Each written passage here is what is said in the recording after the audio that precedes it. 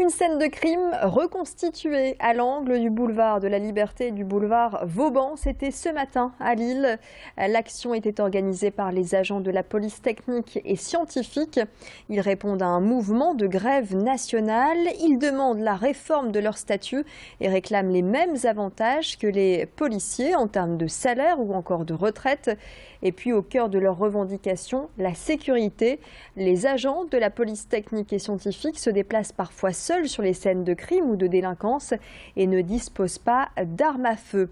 Le Nord-Pas-de-Calais et Picardie comptent jusqu'à 200 personnels scientifiques, soit 10% de l'effectif national.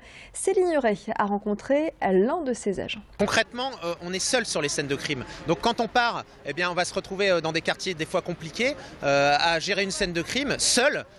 Sans protection. On a des fois des jeunes femmes qui sont sur ce genre de scène.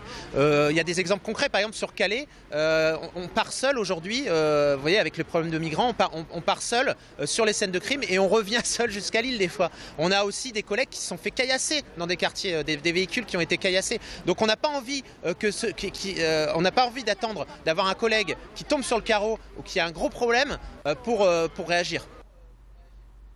Et les agents de la police technique et scientifique se sont ensuite dirigés vers la préfecture du Nord. Xavier Bertrand en visite ce midi à Marcq-en-Barœul sur le site de Domios. Le député de l'Aisne était accompagné de Bernard Gérard, le maire de Marcq-en-Barœul, pour découvrir un site dédié au sport, au cardio-training, à la danse, à la musculation ou encore au sport de combat. Domios a ouvert ses portes en 2008. Aujourd'hui, 250 collaborateurs travaillent pour cette marque en collaboration avec les équipes recherche et développement de Decathlon. Plus de 1500 références produits sont recensées dans la boutique qui jouxte le club de sport. Un exemple de réussite 100% nordiste qu'a souhaité saluer Xavier Bertrand, candidat au régional et qui a choisi le thème de l'emploi pour sa campagne. Je vous propose de l'écouter au micro de Xavier Silly. Culture et sport, est-ce que ça donne du travail? Évidemment, évidemment.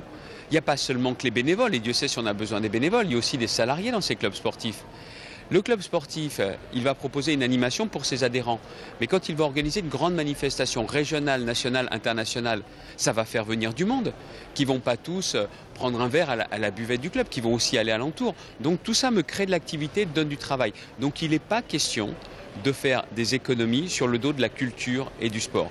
J'ai besoin de la culture et du sport pour donner du travail, créer de l'activité. Je vais continuer dans cette direction. Ce que je fais chez moi dans ma ville de Saint-Quentin, où je crois vraiment à la culture et au sport, je vais le faire aussi dans la grande région. Le Tour de France contre les discriminations est passé ce matin par la métropole lilloise. En tout, 20 étapes à Wattignies. L'association FACE, Agir contre l'exclusion, a convié les acteurs économiques locaux pour les sensibiliser à la lutte contre les discriminations en milieu professionnel. Des discriminations dont peuvent être victimes les étrangers, les femmes, les personnes handicapées. L'association FACE incite à la signature d'une charte, un document qui concrètement engage à la promotion et au respect de la diversité au sein du personnel. Je vous propose d'écouter l'une des responsables d'une entreprise signataire de cette charte, interrogée par Céline Huret. Sur le terrain, l'ensemble des recrutements sont effectués en tenant compte de ces notions de diversité et de non-discrimination.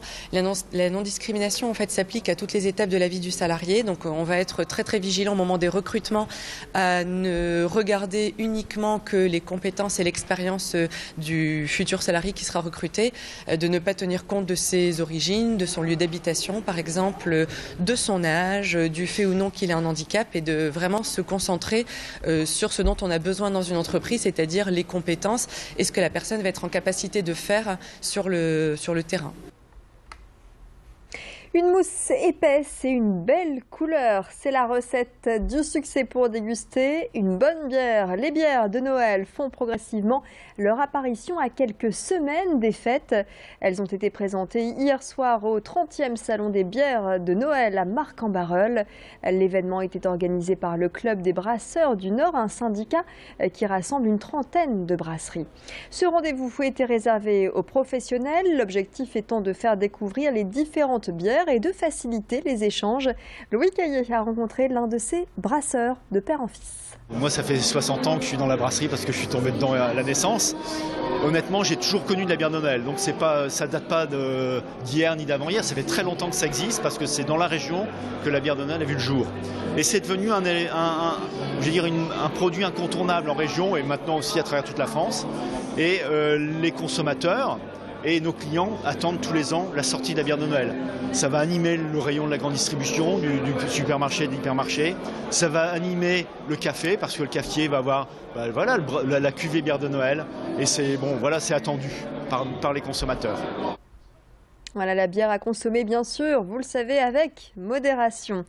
C'est la fin de ce flash. À suivre les prévisions météo, la tendance de ces prochains jours et puis d'autres infos préparées par l'ensemble de la rédaction. Excellent moment à vous sur Grande Île TV.